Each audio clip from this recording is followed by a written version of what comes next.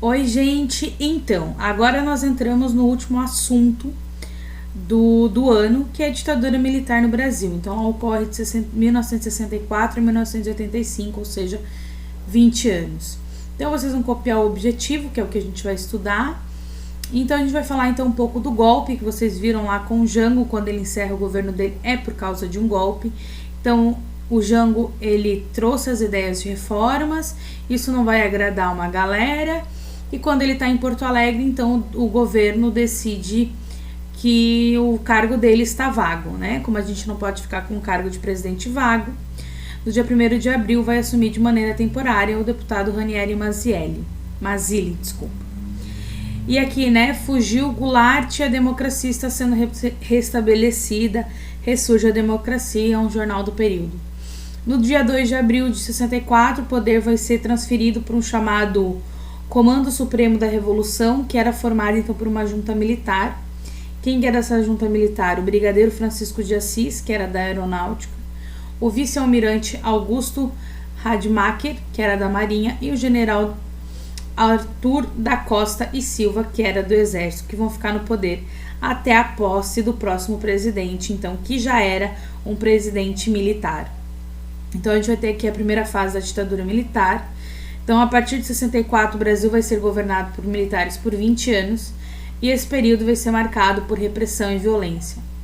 O regime militar ele foi apoiado por uma grande potência, que vai ser os Estados Unidos, que eles eram contra as reformas do Jango, porque falavam que era comunismo, e vocês lembram da Guerra Fria, né? Então, essa junta militar, esse regime militar, vai buscar formas de legitimar o seu poder, ou seja, ele vai utilizar, em sua grande maioria das vezes, da grande violência. Por exemplo, a gente tem o caso do incêndio que aconteceu no prédio da UNE, que era na União Nacional dos Estudantes.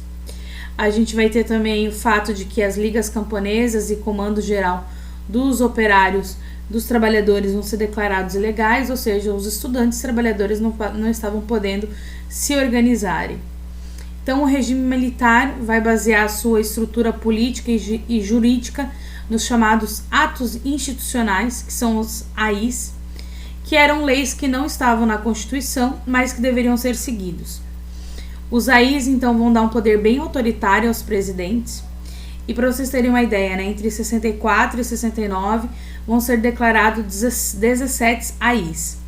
O primeiro ato institucional, o AI-1, foi declarado em 9 de abril de 64 e dizia que a Constituição tinha sido suspensa.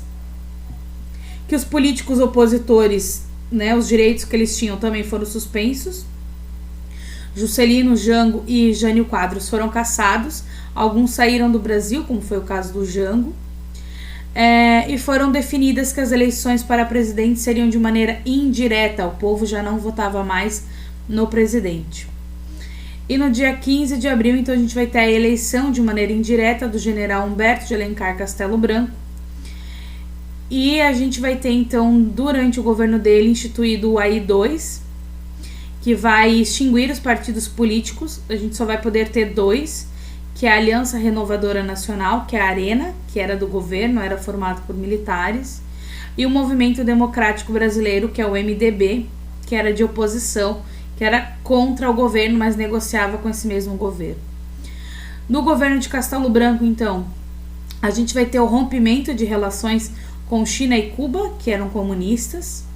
Em 66, o regime militar vai ficar muito mais rígido e vai restringir muito mais os direitos dos cidadãos.